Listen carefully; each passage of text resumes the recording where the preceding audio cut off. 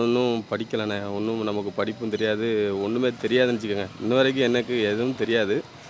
ஆனால் நான் ஒரு இடத்துல ஒரு வந்த புதுசில் ஒரு ஆஃபீஸ் பாயா அது எப்படி சொல்கிறது, படிக்கலைன்னா நம்ம படிக்கலைன்னா வேலை கொடுப்பாங்க. அந்த இதை பெருக்கணும் வைக்கணும், அது மாதிரி ஒரு சாதாரணமாக தான் இருந்தேனே. அப்புறம் கல்யாணம் முடிஞ்சுது. நீங்கள் வாழையே தகுதி இல்லை, நமக்கு ஒன்றும் தெரியலையே, நம்ம ஊரை விட்டே போகலாங்கிற ஒரு எண்ணம் வரும்போது இந்த முருகப்பெருமான யதார்த்தமாக உள்ளே வந்தேன். அப்படியே வர வர வர தினம் வர வர என் வாழ்வு மாறிச்சுண்ணே. அப்புறம் கல்யாணம் முடிஞ்சு எல்லா ஜாதகத்துலையும் பார்த்தா குழந்தை இல்லை. எனக்கு 7-8 வருஷமாக குழந்தை இல்லை. கல்யாணம் பண்ணதே 32 வயசு தான். அதே லேட்டாக தான் பண்ணேன். எங்கே பார்த்தாலும் குழந்தை இல்லை. என்னென்னவோ ட்ரீட்மெண்ட்லாம் எடுத்தேன். ஐயாட்ட வந்துக்கிட்டே இருந்தேன். ஐயா 2 பொம்பளை பிள்ளையா, ஆதிலட்சுமி, 2வது கிருத்திகான்னு 2 பொன் குழந்தை, 2வதுலாம் முருகனை பார்த்தா என் மகளை பார்த்த மாதிரியே இருக்கும். அந்த மாதிரி அவரே மாதிரி குழந்தைய தந்திருக்காரு.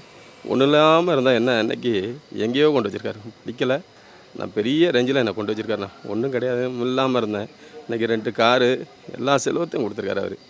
நான் வந்து நினச்சா பெருக்கி சொல்லக்கூடாது. அப்படி கக்கூஸ் வேலை அந்த மாதிரிலாம் சாதாரணமாக வேலை செஞ்ச அவர் ஆஃபீஸ் பாய் ஒரு இடத்துல அவ்வளோ கஷ்டப்பட்டேன். இன்றைக்கி முருகப்பெருமான் என்னை எங்கேயோ கொண்டு வச்சுருக்கான். வேறு இப்படி நிறைய இருக்குது. காலைல 4 மணிக்கு வந்து எழுப்பிடுவார். தூங்கிட்டு இருக்கும்போது சத்தம் கேட்கும், எழுப்பி காலையிலே எழுந்திரிச்சி அவர் சஷ்டி அதை வேலை மாதிரில எனக்கு நிறையா தெரில, எப்படி சொல்லணும்னு உதவும் தெரியும். நான் படிக்கிறத கூட மறந்துடுவேன். தப்பாக மெதுவாக தான் ஸ்லோவாக தான் படிப்பேன். எனக்கு தெரியாது. அது இன்ன வரைக்கும் மனப்பாடம் என்னால் பண்ண முடியல. நானும் 5-6 வருஷமாக படிக்கிறேன் சஷ்டிலாம். அது எனக்கு மண்டையில் ஏற மாட்டுக்கு. அவரை பார்ப்பேன், இங்கே வருவேன், திருப்பி இதுக்கு மேலே எங்கே கூப்பிட்டு போகிறாரோ, குண்டத்தூரா நிறைய கோயில் இருக்குங்க. அப்படி திடீர்னு பார்த்தா சிறுவாபுரி போவோம். எங்கேயாவது டெய்லி ஒரு பக்கம் கூப்பிட்டு போகிறாரு. திருப்பரங்குன்றம் எங்கேயாவது இப்போ போன வாரத்தில் திருப்பரங்குன்றம், திருச்செந்தூர் அப்படி ஒரு ரவுண்ட் அடிச்சுட்டு தான் வந்திருக்கேன். இவர் என்ன சொல்கிறாரோ அதான்.